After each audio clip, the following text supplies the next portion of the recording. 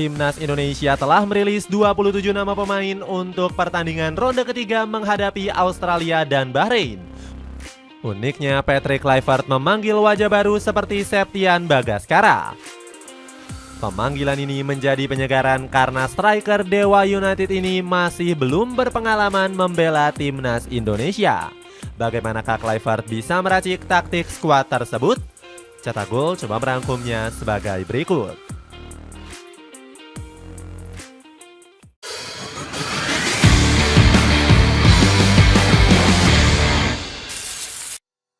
Tanpa diperkuat winger lincah dan cepat.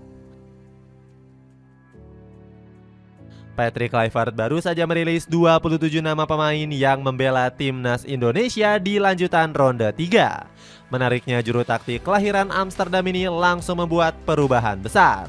Pasalnya, Kluivertnya memanggil sejumlah winger andalan di era Sintayong.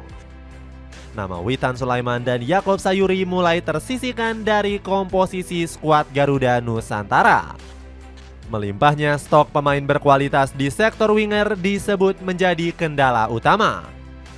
Apalagi Timnas Indonesia baru saja ketambahan oleh Romeni yang kiprahnya sudah terbukti di Eropa.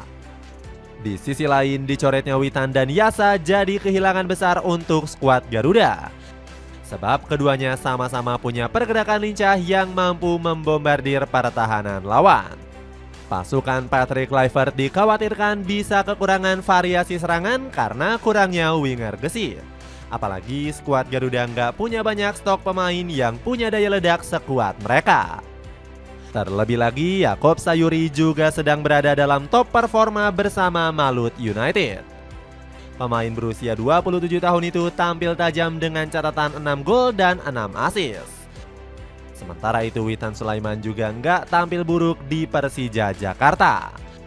Pemain yang dijuluk Baby Shark ini sukses mencatatkan 4 assist bagi tim Macan Kemayoran. Kabarnya Witan dicoret karena performanya dinilai kurang menjanjikan. Ex-punggawa FK Senika itu lebih sering jadi penghangat bangku cadangan dalam beberapa partai terakhir.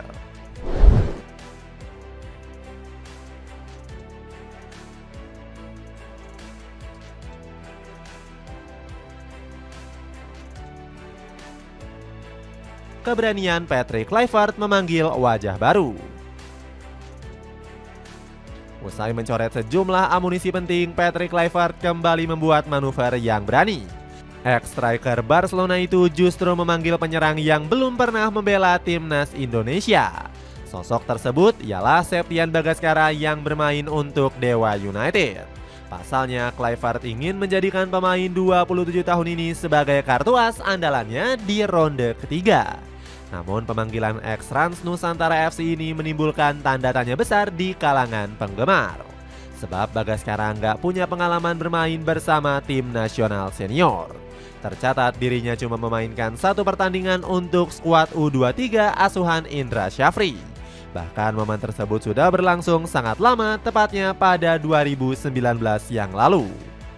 Meski begitu, keputusan Patrick Kluivert memasukkan sang pemain sesuai dengan janjinya, di mana pemain yang dipanggil adalah yang tampil baik di klub. Pemain asal Kediri itu sukses menunjukkan performa terbaiknya bersama Dewa United. Bagaskara menjadi striker lokal tertajam dengan catatan 7 gol dari 25 penampilan. Bahkan media asal Vietnam memprediksi Bagaskara akan jadi amunisi andalan Kluivert bersama Timnas Indonesia. Yang paling menarik perhatian di posisi striker ada sosok senjata misterius seperti Septian Bagaskara. Striker berusia 27 tahun itu saat ini bermain untuk Dewa United. Tulis media Soha.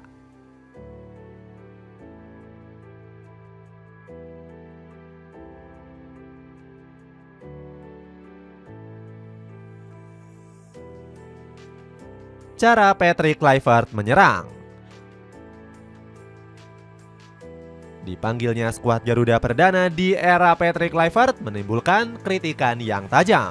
Berbagai pengamat lokal kenamaan terkejut dengan cara pelatih 48 tahun ini memilih pemain. Gita Suwondo kaget dengan Kluivert memutuskan untuk menurunkan skuad jumbo. Menurutnya, pelatih asal Belanda itu bakal kesulitan menentukan komposisi skuad karena skuad yang gemuk. Namun mantan pemain Arema Gus Nul Yakin punya pendapat yang berbeda. Dia justru memuji keberanian Kluivert. Menurutnya sang pelatih telah membantu meningkatkan kualitas para pemain lokal Indonesia. Meski begitu, Kluivert masih belum bisa luput dari kritikan yang lainnya. Taktik legenda Barcelona ini juga dipertanyakan karena nggak punya pemain sayap cepat seperti Yakob Sayuri. Namun pelatih 48 tahun ini bisa berguru pada taktik Sintayong di laga kontra Arab Saudi. Coach Shin bisa memanfaatkan sektor lainnya untuk membuka keran gol. Apalagi 2 gol sumbangan Marcelino Ferdinand bukan berasal dari sektor sayap. Marceng justru bergerak bebas di sisi tengah lapangan dan menerima umpan dari rekan satu timnya. Selain itu, Kluivert juga bisa memanfaatkan sektor bek sayap untuk mengeksploitasi sisi serangan lawan. Kaos t-shirt oversize dari Erspo bisa kamu dapetin dengan harga Rp236.000. Cek linknya di bawah ini. Duet mematikan lini tengah Tom Haye, Joy Pelupesi. Walaupun dikritik tajam, Kluivert masih punya kesempatan untuk memperkuat timnas Indonesia. Ex-pelatih Adana Demirspor ini masih punya 3 slot tambahan untuk skuad Garuda. Belum lagi penutupan pendaftaran pemain masih akan dibuka hingga 13 Maret. Alhasil, Kluivert disebut akan memanggil beberapa pemain keturunan yang baru saja resmi menjadi WNI. Mulai dari Emil Audero Mulyadi, Joy Pelupesi hingga Dean James. Menurut laporan, PSSI bakal segera mengebut ketiganya agar bisa memainkan debut bersama timnas Indonesia. Emil Audero, Joy Pelupesi, dan Dean James akan masuk daftar setelah proses naturalisasi mereka selesai. Ketiga pemain ini akan masuk tanpa mengganti pemain yang telah ada, tulis akun @firzi_idris di X. Dengan begitu, Kluivert nggak perlu risau karena komposisi lini tengah yang sudah solid. Joy Pelupesi menjadi nama yang kemampuannya bisa diperhitungkan berduet dengan Tom Haye. Kluivert bisa memfokuskan Pelupesi untuk menjadi gelandang bertahan. Apalagi kemampuan pemain 31 tahun ini sangat bagus saat berduel 1 lawan 1 dan memutus aliran bola lawan. Belum lagi Pelupesi juga punya gaya main yang gak suka memegang bola terlalu lama. Hal ini dinilai akan memudahkan transisi dari bertahan ke menyerang bagi skuad Garuda. Kehadiran Pelupesi juga membuat Haye lebih nyaman untuk menyerang. Pasalnya, gelandang Almer City ini sebelumnya kerap kali ditugaskan untuk bertahan maupun membangun serangan. Alhasil, Haye nantinya akan lebih fokus untuk mengkreasikan peluang dan juga mengatur serangan skuad Garuda.